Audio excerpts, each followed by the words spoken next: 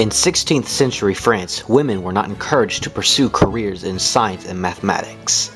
However, the most famous mathematician to come out of this era was Sophie Germain.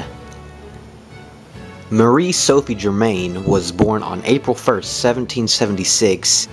At the time, education for girls was limited. At best, they would be taught to read and write. Germain spent most of her time as a child in her dad's library due to the outside dangers of the French Revolution. She became interested in mathematics after reading a book about Archimedes.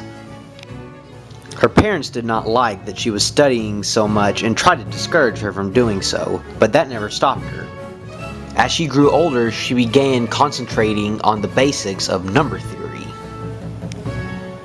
When Sophie was 18, the Académie École Polytechnique was founded in Paris, allowing mathematicians and scientists to train there.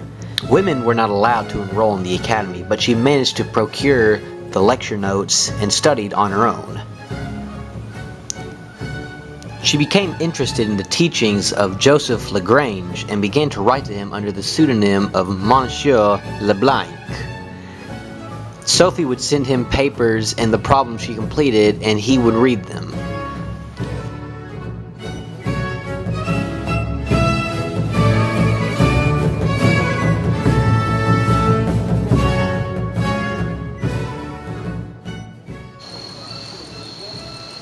Lagrange? When the two finally met up, Lagrange was impressed to find out that she was a woman, but he recognized how smart she was and became her mentor. Now that Sophie had a male mentor, she was part of the inner circle of mathematicians. In 1804, Sophie began writing to Carl Gauss, another well-known authority on number theory. She sent him the results of her work in number theory, but she still used her fake boy name.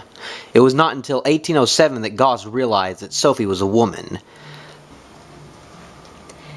Dear Carl Gauss, I have been studying at the newly founded Academy for Mathematicians, and lately I have been interested in number theory.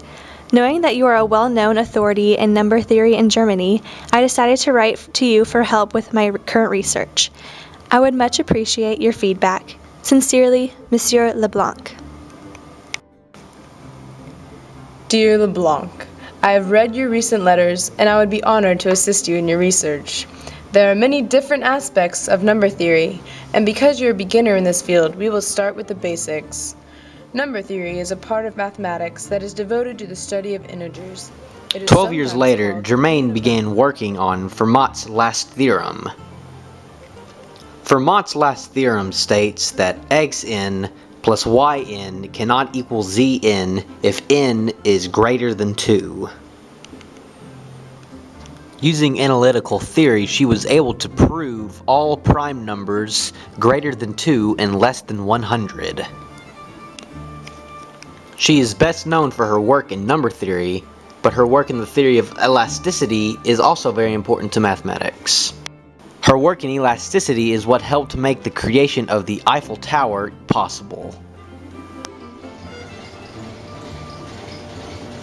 At the age of 52, Sophie Germain developed breast cancer. She died in 1831 at the age of 55. She was given an honorary degree just months after she died. Many of her practices are seen in classrooms today. Without her work in number theory, Andrew Wiles would not have solved Fermat's last theorem in 1993. Sophie Germain battled against social prejudices from the era and a lack of formal training to become one of the first and most influential female mathematicians.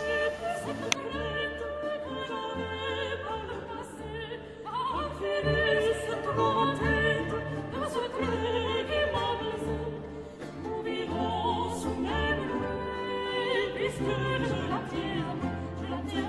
tiens,